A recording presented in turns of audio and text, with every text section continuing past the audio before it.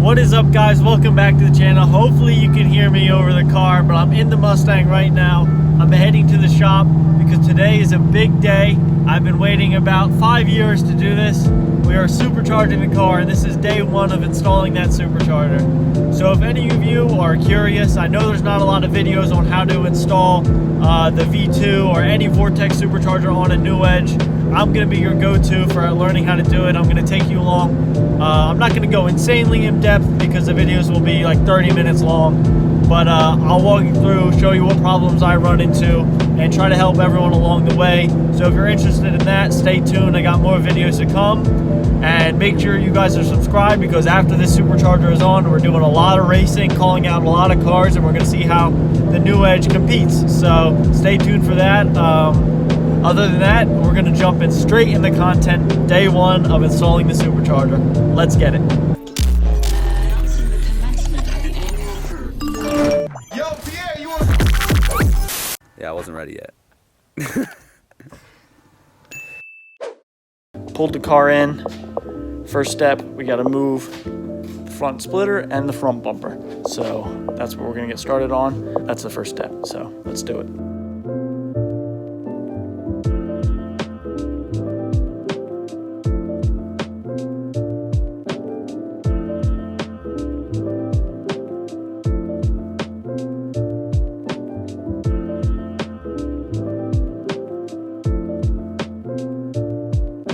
So we got the front bumper pulled off the car. This is everything we had to pull out. I know I didn't go in depth on how to exactly do it. I just used LMR's video. It's just like 10 screws. I'll link it in the description if you want to know how to do it. But yeah, we're going to figure out where we go from here, so I'll keep you updated. All right, now that we got the front bumper off, we took the foam piece that goes inside the bumper, and then this is the bash bar, I'll call it. Now we're trying to figure out how and where we're going to mount the intercooler. We have these brackets at the bottom of the intercooler, which we think go to the bottom of this radiator support right down here. So we're thinking about just cutting out a box out of this bash bar and sliding the intercooler up there, because it has these screws up at the top, which we can just mount through here, which is right here and right here, which is where the front grille is. So that's what we're trying to figure out. I'm looking at pictures of how people have done it, and I know people that slide it inside the bash bar, just get rid of the bash bar. So we're trying to figure out what we want to do. So we're just taking measurements, trying to figure that out. I'll keep you updated with what we decide, and we'll go from there. So stay tuned. All right, well, we're trying to mock up where this intercooler is going to go. We're trying to sit. We don't want it to go too low because then I won't be able to have my splitter that goes flat on the bottom of it, but you can see it peeking through right there. So yeah, we have it, the jack holding up the intercooler, and I'll give you measurements in a second once we start cutting, but till then I'll let you guys know. So here we go. Yeah, we're gonna go like maybe an inch below. So we got the jack holding it up. It's in my pocket. Hold on. We got it jacked up where we think it needs to go. We traced it, and then we're just gonna cut that. But I'll give you exact measurement. How far down? We're looking like from the top of the bash bar, maybe down about an inch maybe an inch and a quarter. All right, so about an inch and a quarter there. We're gonna take this down, pull this bash bar off, and then we're gonna start trimming it and take some the material out of it. So we'll go from there. All right, so before we were cutting the bash bar, we noticed that these lines were sticking too far out, so we had to bend this bracket up and shove these lines closer to the radiator because the intercooler is going to sit right in here. So we had to move these up for it to work. So that's another thing you're going to have to do. Not bad. Just take the bracket off, bend it up, bend the lines, just make sure you don't break them, and you're good to go. So now that we did that, we're going to cut the bash bar. So let's get it.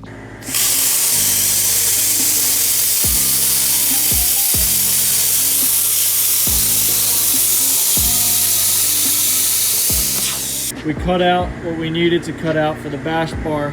We ended up having to push those lines farther in, so we removed the bracket right there. And I just have it zip tied for now. We're gonna figure that out later.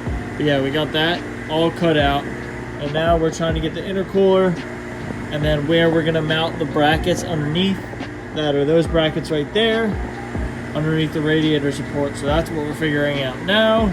And then we got to put a hole going through here, hole going through here, and a hole going through there for those 3 holes at the top. And then we're just gonna have nuts going through here and here and here. So we gotta drill those holes. It's tedious, but I mean, it's all gonna be worth it. So I'll keep you guys updated when we go to do the next step. So stay tuned. All right, so now we're gonna move on to the big step, and that's going to be getting the head unit on.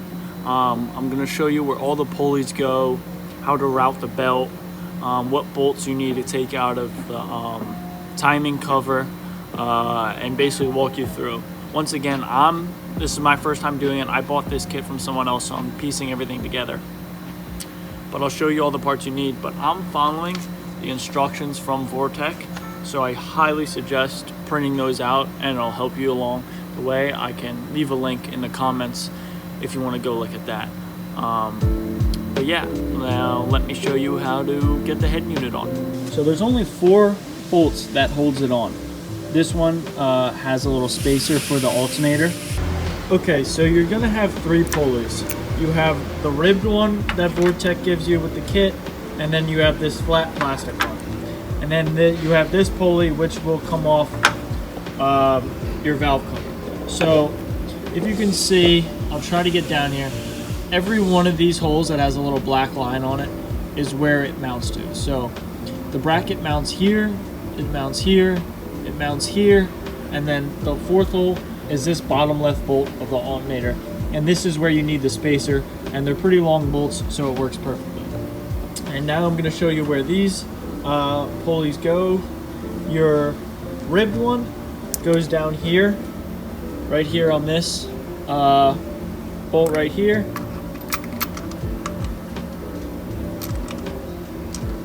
Alright, pops in there. Next, you're going to have your flat plastic one.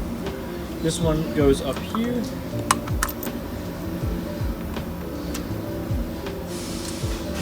Just gonna thread it in a little bit right now. Okay, perfect.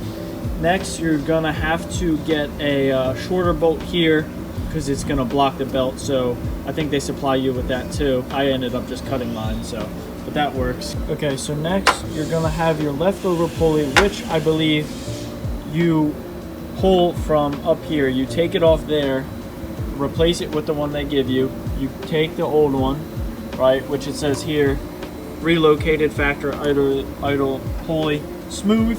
You're gonna take this one, and it goes on the back of the supercharger right here. I had 2, so I had one off the motor and I had a spare, and I just put it up there. But it goes on the back right down there. So that's where that goes. And nothing goes here, so don't worry about that. But yeah, that's basically it. Yeah, so it's just those 4 mounting points here, here, and then the one down there, which is really tricky to get to, and then this one. So I'm gonna throw these pulleys on, and then this one is the one for the back of the supercharger, which may be varying size depending on how much boost you're making. Throw that one on the back of the supercharger, and I'll show you how to run the belt. So after you put your pulleys on, this is what it should look like. You may have to move this little sensor here. I moved it up here because it used to be here. But yeah, rib pulley there, flat pulley there. Put your smooth pulley on the back of here, and then your pulley for the back of the supercharger. And that's it. Now I got to figure out how to route the belt, so I'm going to get on that. Okay, so I think I figured out the belt. Really not that hard. Just follow the diagram they tell you. I'm putting it on like this before I put the supercharger on, because once the head unit's here, it's going to be impossible to get back here. So put the belt on like this, leave a little slack up here, because then this part is what's going around those 2 pulleys there. So leave it like this. I'm going to mount the supercharger on using those 4 holes that I showed you before, and then we're good to go. So next clip, the head unit should be on. So here we go.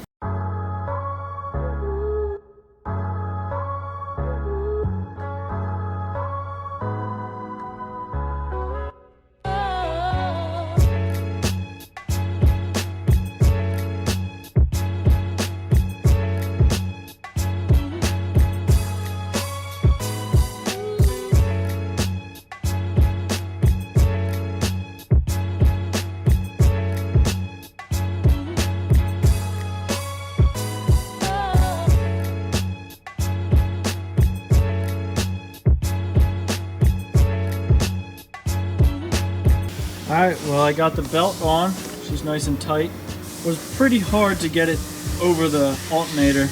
I had to go under there and push the tensioner because for some reason Vortech covers the square hole that you use to pull the tensioner. For some reason, I don't know why. So I had to push that and I had to get someone else to help me put it on top, but we got it.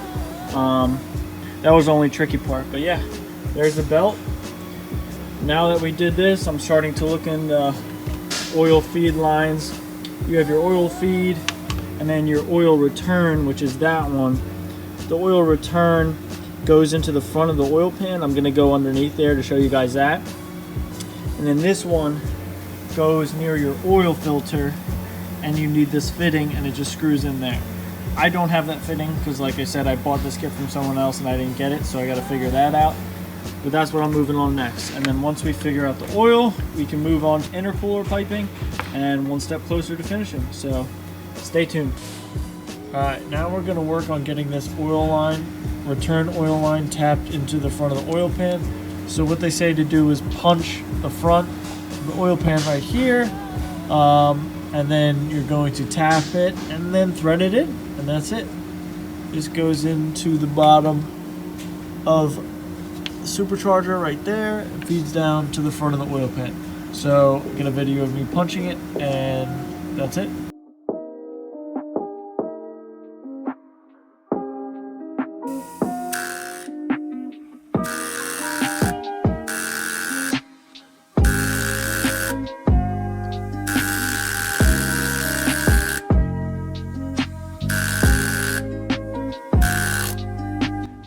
So here's the finished product of the oil lines. The one going into the oil pan and the one below the filter. It's just a 90-degree fitting there. I have them zip tied up here. But yeah, that's basically it. And now onto the intercooler piping. All right, now that we got the head unit mounted, we started working on the intercooler and piping. This one comes through here and has to go through this fender. This is where the stock intake goes through.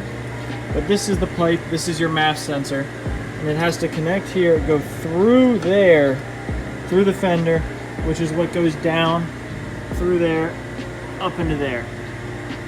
So we have to cut a hole through here, which is what you're most likely going to have to do as well.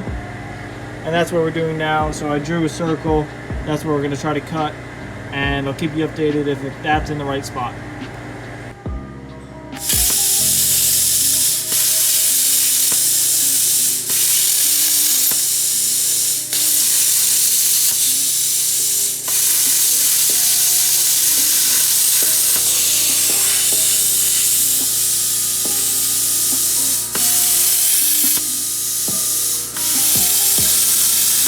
Okay, now that we got the head unit all done, intercooler mounted, I am going to work on the intercooler piping. So it may look a little intimidating, but I'm going to give you the general shape of where everything goes. I can't tell you like exactly what elbow goes where, because honestly there's multiple ways to do it, but I'm going to show you the general shape and how everything looks once it's all together. And that's the best I can do for that. So I'm gonna get after that and show you the finished product. Okay, so here's the intercooler piping. It starts up here, comes out of the throttle body, goes through that hole that I showed you how to cut out earlier in the video. Ignore that it's blue, I need another coupler for there. But yeah, it goes down there, MAF sensor's here, coupler, and once that comes through, that fender comes down here. I have a really long coupler, and then it makes the 90-degree bend into the intercooler. And then from here, from the supercharger, it goes down the supercharger. It makes a right, which I'll show you underneath. Goes down from there. There's the blow-off valve, and it makes a right turn into the intercooler. I'll go underneath a little bit more so you guys can see. But yeah, it comes from up there, out of the supercharger, comes down here. I have a 90-degree bend, comes here, 90-degree bend in the piping, another 90-degree bend into the intercooler. So overall, it is a pretty simple setup, but I know There's not a lot of information on how to lay out the intercooler piping. So that's how I did it. You probably can do it another way too, but that's how I did it. So there you go. All right, here we go for the first startup. Let's see how it goes. Hopefully she don't blow up. Ready? Yep.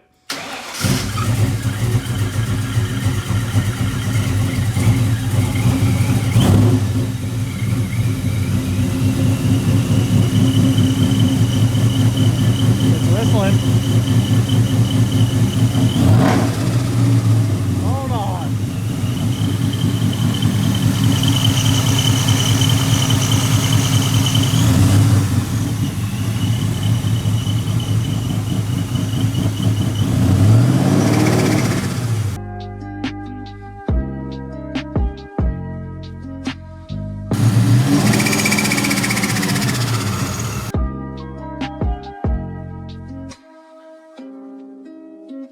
All right, so we just started it up. Sounds pretty dope, but we hear this loud fluttering noise, and I don't think it's the blow-off valve because it sounds like it's coming from the head unit. It sounds like it's coming from up top, and I hear the blow-off valve, so we're trying to figure out if it's supposed to sound like that or something's wrong. We checked it was getting oil because we took off the oil return line, and it was flowing through, so we know it's getting oil, but we're gonna have to just look into it and see if everything's okay. So keep you updated. All right, so we figured out why it was making that really loud noise. What do we call it? Fluttering? The really loud fluttering noise. We forgot to hook up a vacuum line to the top of the blow-off valve, and that connects right here, and we just have a little T going to this, and then this line goes all the way down to the top of the blow-off valve. And I can show you to the top of the blow-off valve. Okay, so here's the top of the blow-off valve, and that's it. That's all we were missing. That's why it was making that really loud fluttering noise. Once we hooked that up, it was good to go. All right, so we just finished up everything. My dad's gonna get in the car. He's gonna take it around the block. I'm not gonna ride in it for the first one just because I wanna hear it from the outside.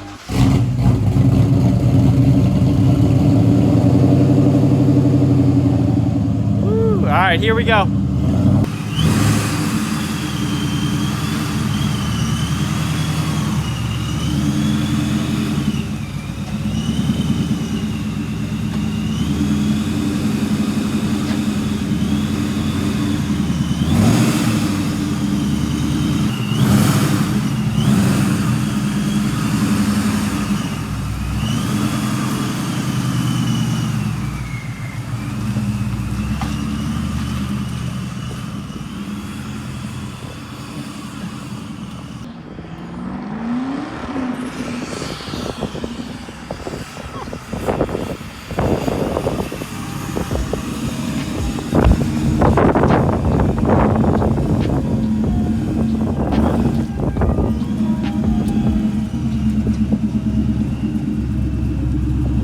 Alright, I'm currently on my way home. I'm driving her home, being careful, keeping her out of boost. And she's doing good. Sounds freaking amazing. The little whine at idle, and then all the sneezes that you get when you rev it and flick the throttle a little bit. It's pretty cool. Now all she does is need to get tuned, and I'll make a video of me ripping it, and I got a couple races lined up, and I'm ready to go. So I hope through this video you were able to learn something. I hope I helped someone out with installing this. That's basically all I gotta say. Make sure you're subscribed because I got a lot of content coming. And that's it. I'll see you guys next week. I've been riding so long, yeah, I do this for my family. All them long nights we was riding in that Camry. I've been talking and I don't think you understand me. This life is so cold, yeah, this life can get so scary.